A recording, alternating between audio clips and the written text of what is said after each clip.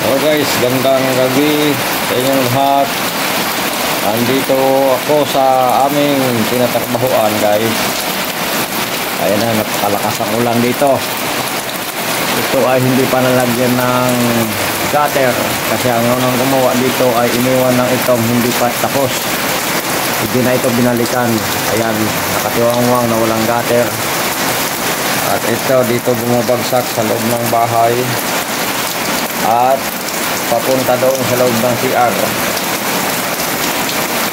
Parang bumababa din ang tubig kasi nawala kanina, baha yan dyan. Madaming tubig yan dyan kanina, naipon ng tubig dyan. Yung iba kong gamit nabasa. Ayan dito.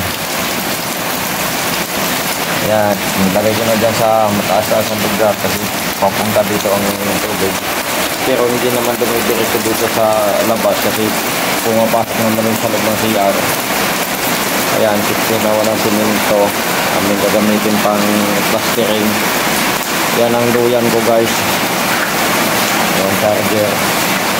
Dito ako duyan. Dito ako natutulog sa duyan. Ayan, yung aking damba, tungtungan ay ginawa kong dyan ko sinabit ang duyan. Ayan, kasi sa umaga, yan ang ginagamit kong damba. Ito ang ginawa ko guys, yan kanina ang ginawa ko, cladding. Ayan, tapos yung cladding na yan dyan sa labas at ano lang kulang dyan, bintana, sliding lang kulang dyan at pinto. Ayan, ang pintuan yan, 90 ang sukat. Ayan, bintana naman 100 by 120 ang height. At bukas naman ito ang gagawin ko, plastering ang gagawin ko dyan bukas. Ayan, kulang pa kasi dito guys, iniwanan pa lang mga gumagawa dito. Kaya ito lang ang ano dito ngayon. Nandun yung kasama ko, nakaduyan din sa tubo-tubo. Doon ako kanina pero yung sa pisto ko nabasa din ako doon, kaya lumipat ako dito sa loob. Ayan, dito kami guys, tahimik dito guys. Ayan, yan yung aming service. Maganda dito tumira guys, tahimik dito sa lugar na ito. At mura pa ang lote dito. Nasa 100k lang ang lote dito guys. May mga titulo natin dito ang lote. Ayan, may kalsada dyan, may tubig. Ayan, may tubig na kanyang gripo guys. At may linya din ng kuryente. Ayan. Ayan, at magaganda na rin ang bahay dito. Kaso lang ito, malaylay ito, bundok to eh. Bundok pero dito may planta, hindi pala planta, malaking budigan ng bakal, mga materialis nandyan na sa unahan. Kahit bundok dito pero medyo okay na kasi pag unti-unti nang dumami ang tao dito, may marami na rin ang mga bahay dito.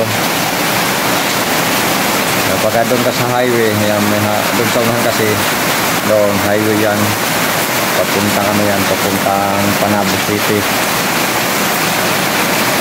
Maganda dito pagka halimbawa dito nakabili ng lupa kasi yung dito ay hindi binabaha, hindi siya binabaha, mataas na parating mataas, kaya hindi siya binabaha. Ayan yung mga siguro na yan, tulog lang yung mga dyan. Ayan yung aming pangdingding cladding na basa. Ayan, mga lote-lote pa yun dyan guys. Mga andun yan, mga binibinta. Ito yung aming ginawa kanina. Ayan. Ako lang naman ang gumagawa. Ayan guys.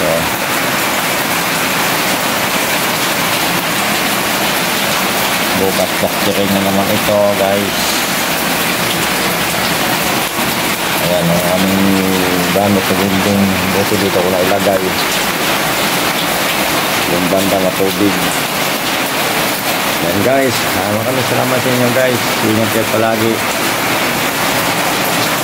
Ingat kayo palagi guys. Maraming salamat sa inyo. Ayan guys, so tahimik.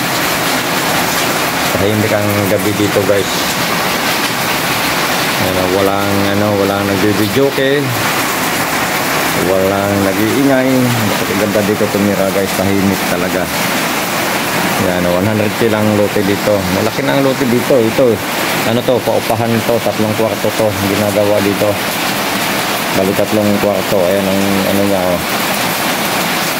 Ayan, hanggang doon. Bali 3 unit yan hanggang doon. Kabila.